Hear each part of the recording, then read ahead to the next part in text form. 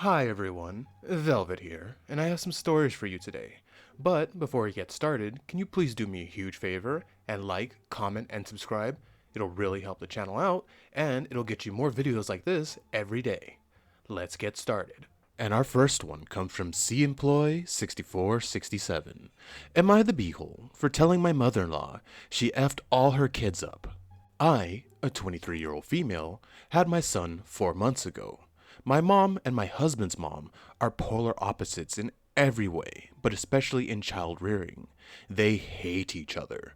Both parenting methods are fine, but just from viewing their kids, I'll be following my mom's method.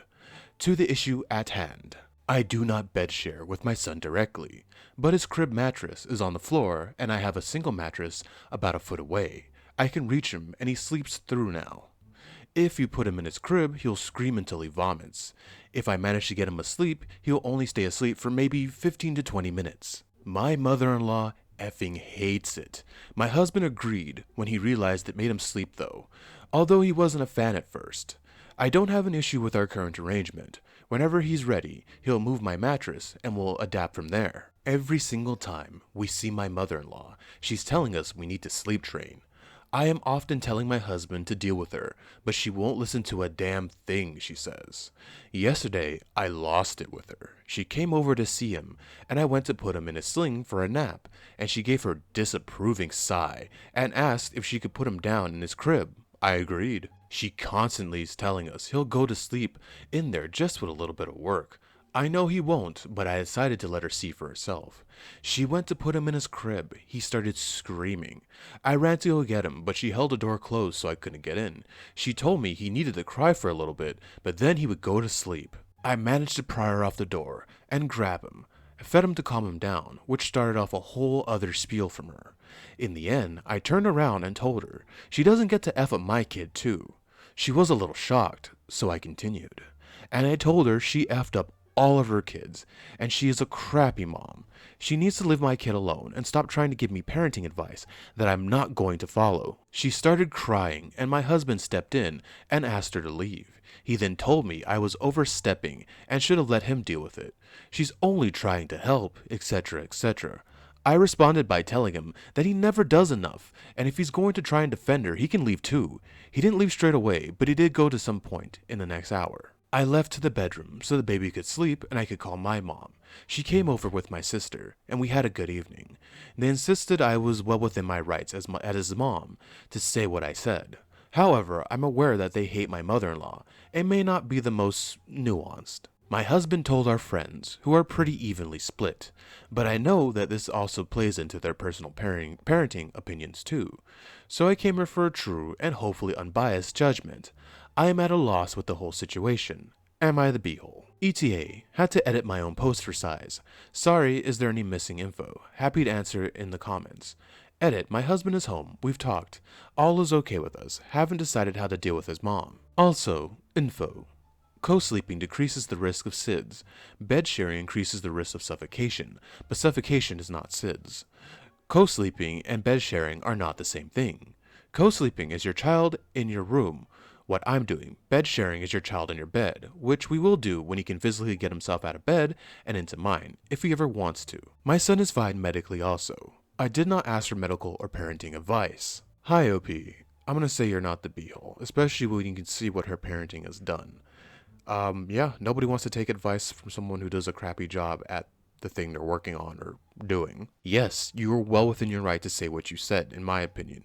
She locked the door and tried to bar you from seeing your child. I'm amazed you didn't, Sparta kick her into the door and go in there and get your child. But OP, again, you're not the beehole, and I get why your husband is the way he is. From what it sounds like, she really messed him up too, so of course he's gonna try to defend her. I'm glad he came back and you guys were able to, settle things and get back to normal. When it comes to the whole baby in the crib thing, I'm kind of with you. If I had a child, a little tiny little baby who can't protect himself, I wouldn't want the baby to sleep in my bed with me because I do roll around and I'm gonna lose my mind if I suffocate my child. So I absolutely get what you're saying. And yeah, when the kid's able to fight and he wants to sleep next to his parents, or tell you to get off of him if you're suffocating him, then yeah, do what you said. Do let him come in the bed. So OP, you're not the beehole. I think you're right, and I think you're going to be a good parent. And I'm not biased. I don't know the lady, so yeah, I hope you got your answer. And our next one comes from Traditional War 1849. Am I the beehole for not wanting my husband's daughter at our home and causing a big family fight with his mother? My husband, a 35-year-old male, and I, a 27-year-old, are married and we have a 5-year-old girl, and I'm pregnant, first trimester. Like 6 months ago, my husband found out that he has a daughter, 13, from a previous relationship. He knew nothing about this. He was dating a girl who was toxic and lied about BC to baby trap him. When he said that, he didn't want anything to do with her. She said she was going to get an abortion. Okay, right now my husband has met up with his daughter. She has also met his family / me and our girl. The girl doesn't live with her mom. She lives with her paternal grandparents. So the other day she brought up the idea of my husband having custody over her, so she could live with us. At the moment, I didn't say anything, but when we were alone, I told my husband I'm not okay with that. We have our own plans, and suddenly adding a 13-year-old teen is going to complicate things. At first, he didn't understand my side, but then he agreed. However, my mother-in-law said it's not appropriate for his daughter to live with her grandparents when she has her dad. She told me that I need to accept this daughter, but I said I didn't marry a man with a child. I married a man with no children. We have our plans, and logically, we don't even know this girl enough to allow her at our home full time. She's been parented by other people, and her mom wasn't good. We can have this conversation in a year when we know her and her family better and have settled with our new baby. My mother-in-law thinks I'm a beehole, and my husband has sided with me again. So now she thinks I even want to cause a fight between them. She went around our family telling everyone I have forbidden my husband to have contact with his daughter. So I called her up and told her she's a noisy bee, which made everything worse. Now he's had a fight with his mother and other people in his family. I'm thinking that I've caused unnecessary drama. Maybe I should just ignore mother-in-law. Small clarification. I'm not refusing to spend time with her. I'm refusing to let her move in with us right now. I think we should spend some time with her as a family and get to know her better, so she can get used to get to know us as well. I don't want to rush that process. Edit. We've had a paternity test done already. She is not unsafe with her grandparents. Her grandparents and her are NC with her mother. Hi, OP. You are not the beehole, and I agree with you. I'm the same way. I don't want a woman with children, and you shouldn't settle for, you know what I mean? You wanted a man without children, and that's what you believed you were getting. And I'm glad you at the end you said paternity test, because I would have said that too, especially after hearing how what's her face was trying to baby trap him. But even after all of that, OP, you're actually pretty level-headed. You went, hey, let's not rush bringing an entire person into the world, into our home without getting to know them. And I think a year is pretty good to get to know this little girl and get you guys used to each other, and not, bring in someone who's been, effed up by the family, because like you said, her mother was no good. So who knows what that woman put in her head? And I don't know the grandparents either. Maybe they're cool, but they have, a daughter who's not a good person. So I think you're actually being the bigger person by, waiting a year, getting to know this girl. Who knows? She might, be a threat to you and your child. You got to protect your kid. You don't know this kid. 13's old enough to do a lot of damage, if you ask me. And also, if your mother-in-law is so gung-ho about this, why doesn't she just adopt her? I mean, sounds like she's all about her, so do it. Again, not the beehole. Do not let your mother-in-law ruin your life like that. And I think you're doing, I guess it's the right thing. Personally, I'd want nothing to do with her, especially coming from that woman, but I don't know. Maybe you're a better person than me, maybe. So yeah, give it a year. If she's cool, then go from there. If she's not, good thing you didn't let her move in with you. Again, Opie, not the beehole. And our final one comes from Low Raspberry 6822. Am I the beehole for screaming at my parents for trying to use my college funds to pay off my brother's debt? I, a 15-year-old female, screamed at my parents for trying to pay off the loan my brother, a 19-year-old male, had taken from the bank to purchase a new car that he can't pay back. I know they're just trying to help my brother get on his feet now that he's left home, but it's been my dream since I was very little to be a pilot, and the training for it is very costly. So every little piece of money I've made, I've been putting into the bank account to save. I've even started working 2 jobs of babysitting and helping out in a local cafe. 2 weeks ago, my brother bought himself a brand new car with a loan that he got from the bank. And now he's telling my parents he can't pay it back. He doesn't have a job, and my parents pay for his college accommodation. When I heard this, I didn't think much about it and offered to bring his CV into a couple places in town and see if he could get a job. Last night, my parents told me they were going to take the money from my account to pay his loan, and I was furious with them. I screamed and called them a-holes and said they don't care about me at all because they've never supported my dreams. I am the only girl in my family with a younger and older brother. I haven't spoken to my parents since then.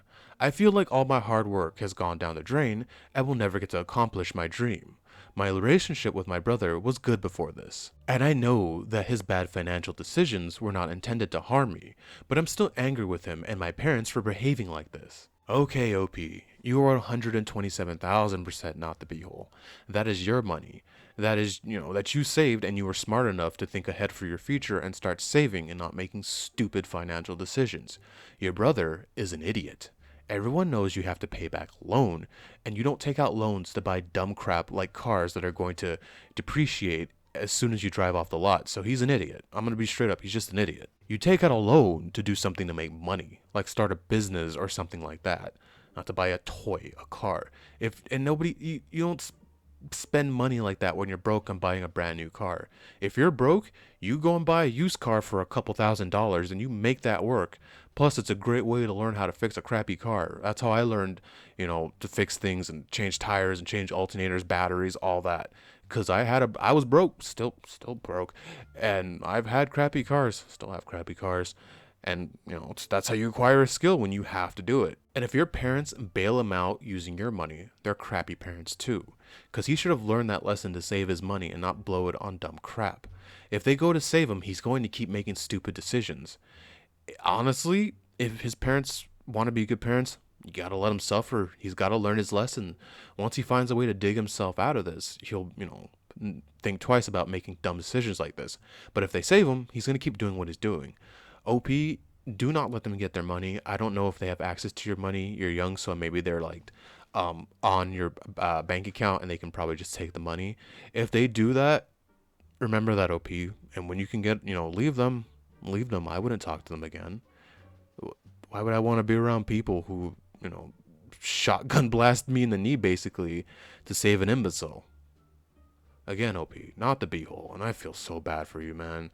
That sucks. You save all this money, and this idiot gets the benefit from you, and you know they're not gonna pay him back. If they have to use your money, they don't have money. So, thank you so much for staying with me to the end of this video. Can you please do what I said in the beginning, and like, comment, and subscribe? It will really help the channel out, and it'll get you more videos like this every day. Velvet out.